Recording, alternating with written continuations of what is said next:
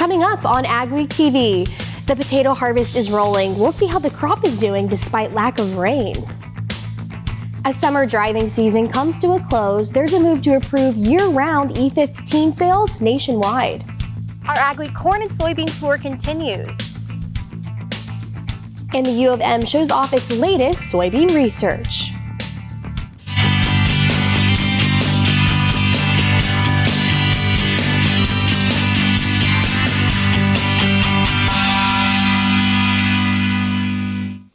Welcome to AgweekTV. I'm Emily Beal. September means potato harvest is underway in the upper Midwest. The trucks are carrying a major commodity for North Dakota and western Minnesota. It's the country's third largest potato production region, with a value of $500 million a year. This week's AgWeek cover story checks in on the crop. You know, the crop is actually decent. Donovan Johnson, the president of the Northland Potato Growers Association, says he's pleased with this year's potato crop, despite a lack of rain for many parts of the region. The industry isn't as reliant on the weather as in the past with the advent of irrigation. In our growing region, we have both irrigated and dry land production. Irrigated is looking very well. I've spoken with a processor who said the quality and the production, the size of the potatoes are very good. Dry land side, we've had a dry year. Sizing isn't quite what they would like to have had, but it's an average year. And improved varieties mean more production on fewer acres. So potato agronomist Andy Robinson says it's important for growers to come out to field days like this one in northeast North Dakota to learn about the latest research. So it gives them that opportunity to see what's going on, to learn about what we found, and it helps them make management decisions going forward, because we're always trying to improve how we produce our food in a more sustainable way, both environmentally but also economically. Growers have to make money to survive. One of the stops on this field day is the Hutterite Colony Farm near Forest River, North Dakota. So far, optimistic. Farm manager Matthew Mandel says despite planting slightly later than average, the crop looks pretty good so far on their 1,000-acre farm. The Forest River Hutterite Colony also has 5 acres of russet Burbank potatoes near Mackville, North Dakota that will be hauled to J.R. Simplot in Grand Forks for processing into French fries. I really haven't gotten into that much of harvest yet to totally assess it, but some of the estimates that we've dug were very optimistic. You can read much more in the next AgWeek magazine or at agweek.com. Now that summer drive-in season has come to an end, the ethanol industry is hoping Congress approves nationwide year-round E15 sales. At the American Coalition for Ethanol conference in Minneapolis, the group CEO said they are eager to move beyond a patchwork of state approval of E15. At the same time, the ethanol industry is waiting for a ruling from the Environmental Protection Agency to allow individual states to approve year-round E15. The ball is really in EPA's court right now. We're waiting for them to issue a final regulation, green lighting the opportunity for E15 in those Midwest states. And then simultaneously, we're working with our champions in Congress to make sure there's a national statute in place to allow this in the future. Jennings says he expects 8 or 10 Midwest states will approve year-round E15 sales in 2024. The South Dakota State Fair looked a little different this year, thanks to a new beef facility. The Deck Center is now open on the fairgrounds. For exhibitors like Hadley Holt, having a new facility work and show in is exciting. A new facility brings higher expectations, I think. Newer cattle, newer building, expectations are high and everyone's really excited. However, the Deck Center complex will not only be used for the state fair. The state hopes that it draws in national rodeo events, equine events, larger live shows, and a variety of other large events throughout the year. So the previous building was about half of the outside of state fair times revenue. We think this will be multiple times that, because there are just so many more things we can host in this facility year-round. Once it starts to get cold out, this is going to be a place to be to do lots of different livestock events or other things that you can't deal with very cold temperatures or South Dakota winters. The Deck Center is available for events starting after the state fair, and the calendar is already starting to fill up.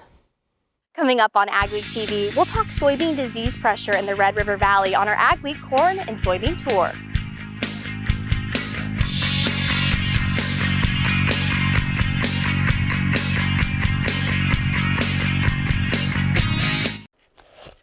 Seriously?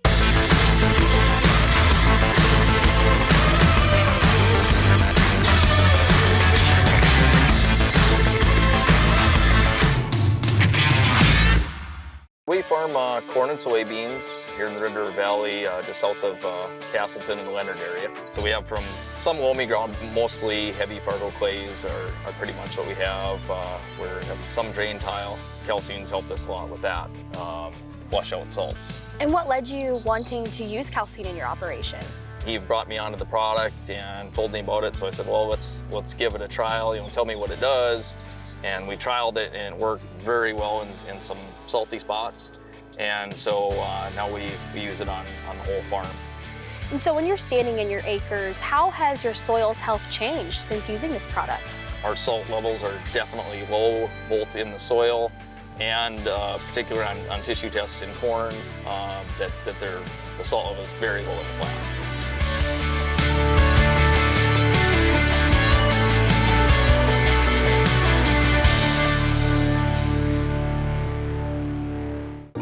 There's no easy button, no guarantees, or promises of a good year.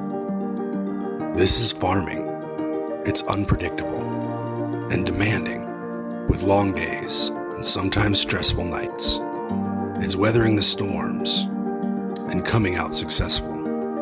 Farming isn't for everyone. We thank those who make it their life, because it is for everyone.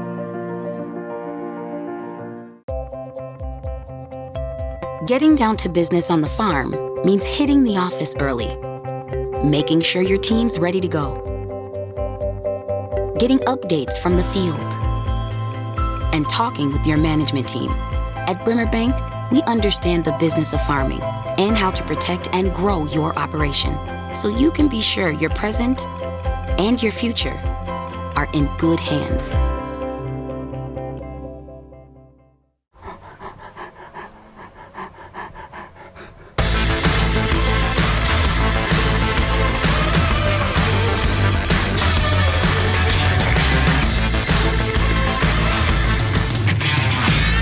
Thank you to our sponsors: Butler Machinery, North Dakota Corn Council, North Dakota Soybean Council, Bremer Bank, Peterson Farm Seed, Prarie Ag, and Farmers Mutual of Nebraska. Our AgWeek corn and soybean tour continues this week with a stop in the Red River Valley. I met with Sam Markell, North Dakota State University plant pathologist, to look at the soybean crop in the region and talk about diseases to look out for. Sam, tell me about the soybean crop we're seeing this year in the Red River Valley. We've been out scouting in the last couple of weeks, and it's kind of all over the board. In areas where there was enough rain, it looks really good. There's some dry spots, and I'm a pathologist, so a lot of what we were scouting for is disease. And we're finding some interesting things. Speaking of diseases, what are you seeing this year in the crops? Yeah, there's actually quite a few stem diseases. So things like charcoal rot, brown stem rot, some of the things that have been popping up recently, but increasing, it appears, this year. And then, of course, the one that I'm probably most worried about is soybean cyst nematode. We had a really warm June in general, and that nematode really likes that. And so it got started early. So we're seeing spots that maybe you have a stunted place, maybe it's turning yellow a little bit too early, maybe it looks like IDC, but it's showing up later in the season. Often that's soybean cyst nematode. And so if there's one disease I would encourage growers to take a look for, it's SCN. And you do that with soil sampling. When producers are out scouting their fields, what are some of the things that you advise they look out for? Yeah, so right now I would say the two biggest things are take a look at the stems, the low stems. And if you see a lot of blackening or you see areas with red cankers or something like that, try to figure out what that is, because that is a disease. And most of the time we've got genetic resistance for it. All you need to do really is figure it out now, and then you have all the tools you need to make a good selection for variety next year. The next thing I would do is really towards the end, towards harvest, really consider soil sampling for soybean cyst nematode. That one, you can take like a 30% yield hit and you won't see above ground symptoms. So it really is soil sampling. And in the Red River Valley, especially the Southern Valley, we've got quite a lot of SCN around. So with SCN sampling, the North Dakota Soybean Council supports a free sampling program. So all a grower needs to do is get in the field by harvest, take some soil out of the field, put it in a bag that the North Dakota Soybean Council provides through the county extension offices, send it to the lab, you get your data back, and they pay for everything. So my hat's off to the North Dakota Soybean Council for supporting things like that. Well, that sounds like a great program. Thank you for joining us today, Sam. Thank you for helping give the word out. Sam Markell. For those interested in soil sampling, please visit ndsoybean.org. For the first time, the University of Minnesota Soybean Research Center put its research on display. It held a field day for growers and others in the industry at its fields near the U of M St. Paul campus. We're really promoting, self-promoting, I guess you'd say, the University of Minnesota and the researchers here at the U about what we do on soybeans. University of Minnesota soybean agronomist Seth Naves says the main goal of field days like this is to spread the word on their research work. Pathologists, entomologists, and agronomists from the U of M make up a team that takes on soybean disease and pests, as well as work to improve things like protein and oil content. Nave says the Soybean Research Center is becoming more and more important for its work in renewable fuels, especially renewable diesel. So there's a real interest in expanding processing capacity in the U.S., which means more oil will be produced. And that means there's also more interest in increasing the oil concentration in soybeans. So both from a breeding standpoint and from a production standpoint, that's really important. Ron Obermoller is a corn and soybean farmer in southwest Minnesota and a board member for the Minnesota Soybean Research and Promotion Council. He has plenty of concerns beyond oil and protein content, and he's happy to see the research his checkoff dollars are funding. My part of the world, it's cyst nematodes, iron chlorosis, white mold. I mean, that's, and of course, then you get into the weed control, or I should say lack of weed control. Nave says there's one more very important thing they're developing at the U of M. A lot of the industry gets its real value from us providing them with high quality graduates that can then do well in these companies. About 100 soybean growers and others in the industry attended the event. A new technology could soon be helping farmers keep their sugar beet fields tidy. The company Eigen is developing an autonomous weeding robot that would be put to use in sugar beet acres.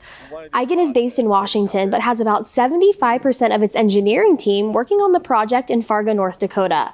Eigen will not be selling the robots to farmers, but instead farmers will be able to sign up for the company to bring a swarm of robots to the farm to do the work.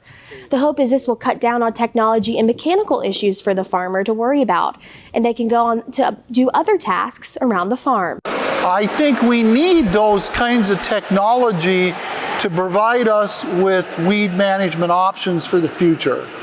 We have a liking for pesticides, and pesticides have been good for us, but I'm not convinced that we're going to be able to develop new pesticides to replace the ones that we have.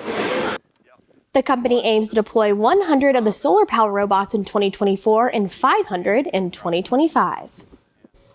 Ahead on AgweekTV, going to school for soil health.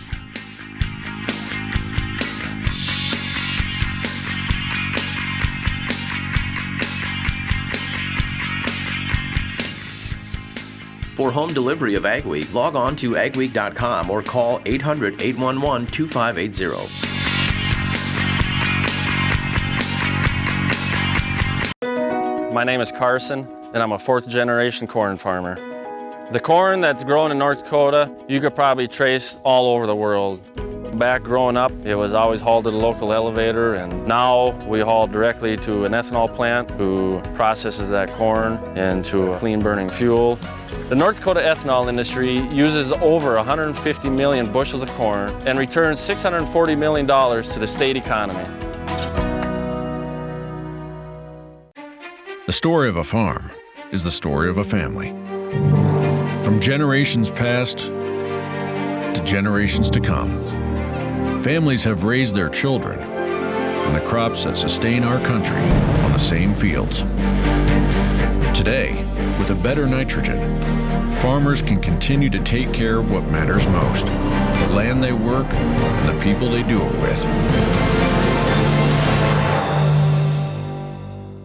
Why I ultimately choose them is they handled everything from the site prep, the dirt work, the gravel. The electricians were all excellent, and they're very knowledgeable in the dryer setups themselves. They made sure that they designed me a system that was expandable years into the future. It was a long-term encompassing project, and that's what I appreciate about their knowledge. I'm Ethan Hansen from Blanchard, North Dakota, and I would definitely recommend Advanced Grain for all your grain storage handling needs. The simplicity, I mean, it's a complicated planter, but it's also simple. That row meter is just very simple and it just seems to work.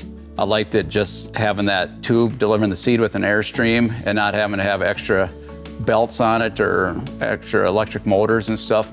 A lot of this machinery seems like it's almost getting overly complicated. The simpler that it can work, but do what it's supposed to do, I think this machine can definitely do that.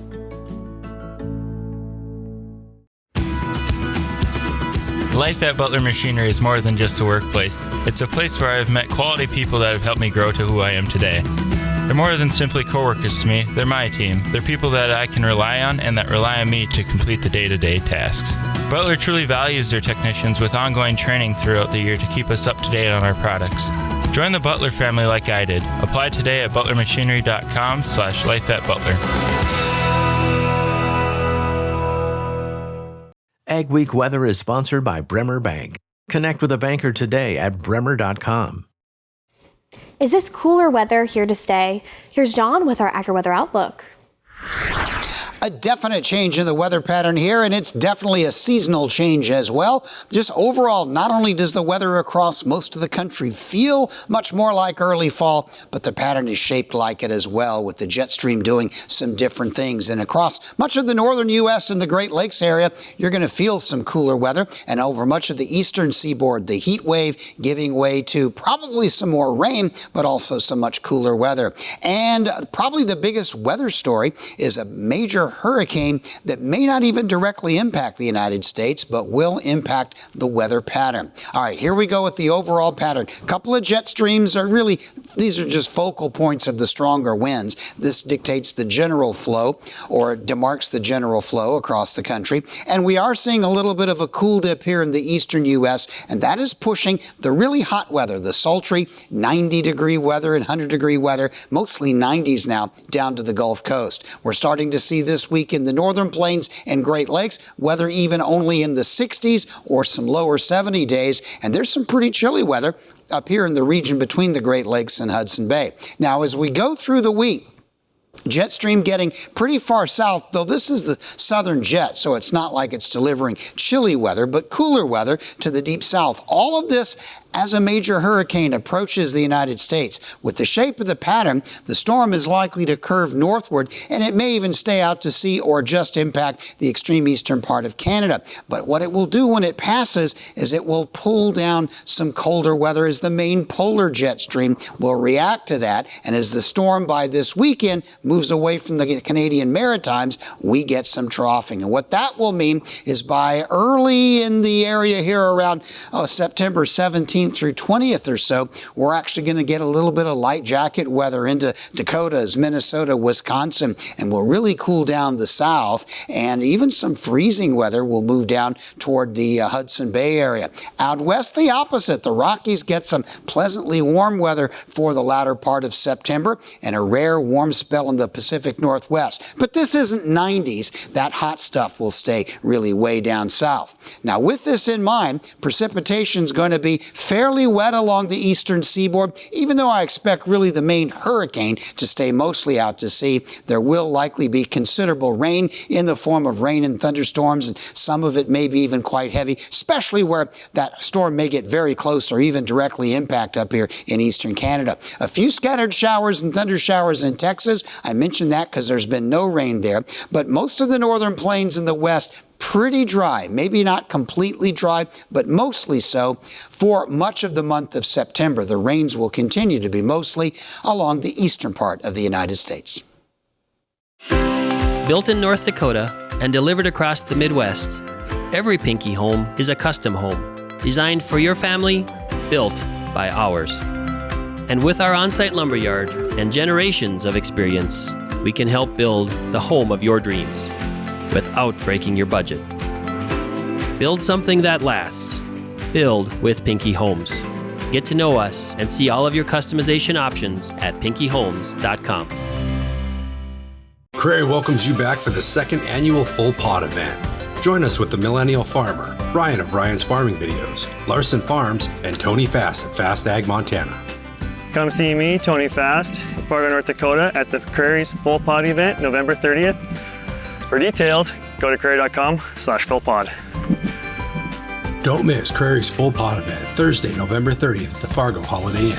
Get your tickets today at Prarie.com/fullpod. The National Agricultural Genotyping Center is conducting a statewide sampling survey for herbicide resistance in Palmer amaranth, water hemp, and kochia. The goal of this survey is to determine where and what herbicide-resistant traits are found in North Dakota. Collection kits consist of 4 envelopes. 3 envelopes for Palmer amaranth and water hemp from pigweed, and 1 envelope for a suspected herbicide-resistant kochia plant. For more information about the survey and where to pick up your collection kit, please contact your local North Dakota County Extension agent.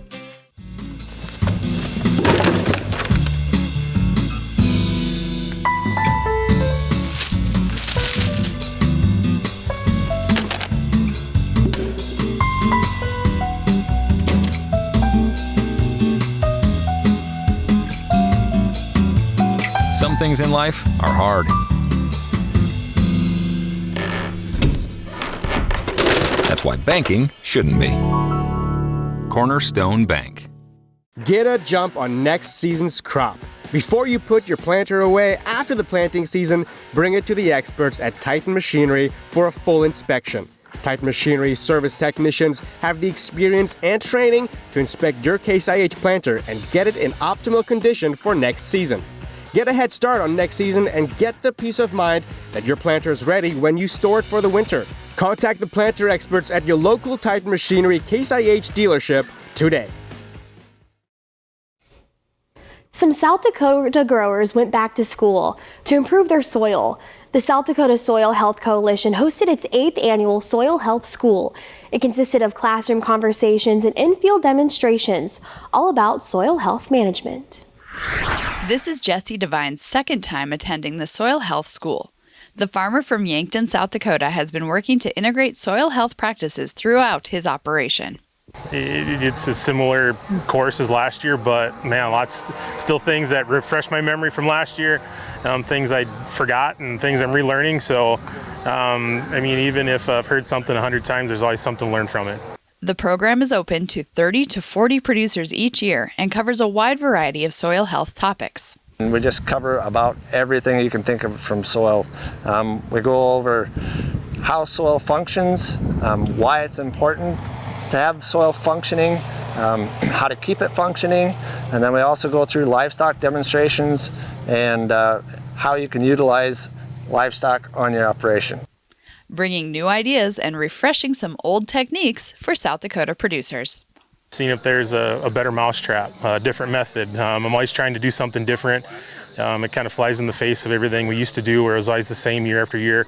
Now we challenge ourselves to try and find a new method, a new way to make things better. It changes the way you think, changes your family dynamic, and your profitability, your bottom line. And this day and age, with the expense of different things and different inputs on a farm and ranch, these principles can really help with the bottom line. The South Dakota Soil Health Coalition will be hosting its Soil Health Conference in January 2024 in Rapid City. Up next on AgweekTV, hundreds of diners head to the Prarie to learn where their food comes from.